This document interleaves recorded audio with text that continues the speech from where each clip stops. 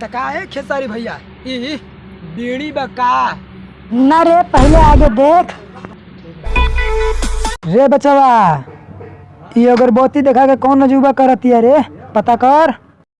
तका है भाई लोग, हम हैं ये दुनिया के सबसे बर्बाद लड़का। भाई लोग हमारा वीडियो के देखे से पहले चैनल के सब्सक्राइब करा और लाइक दिया। पहले नींबू रहे, अगरबत्ती देखा के खरबूजा कदेली बेते अजूबा ना भइल। अजूबा ना हमर झाट भइल।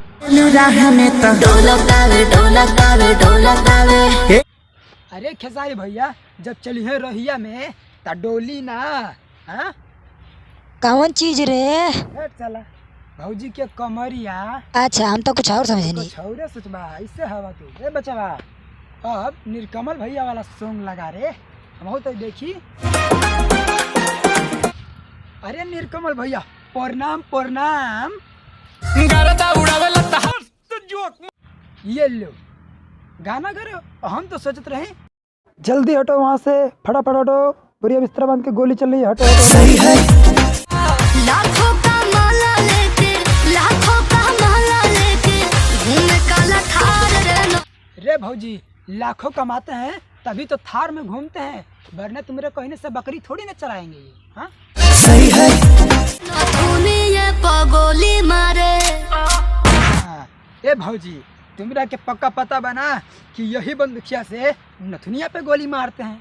मोहन को रख दे जवानी संदूक में। ए भौजी मानते हैं कि अपन हई जवानिया को तुम संदूक में रख दोगी, पर बाकी का होगा यही बता के जाओ। सही है। कैसे कैसे शौक पाल रखे हो यार। रे भैया जी बात अब तुम मौगई के कह देला कि दूध पियावा। हम जात हैं, कहाँ? जात हैं दूध पिए। ठीक बा जो पर जल्दी वापिस आई है। तका हाल बा भाई लोग, ये वीडियो यही ले रहे।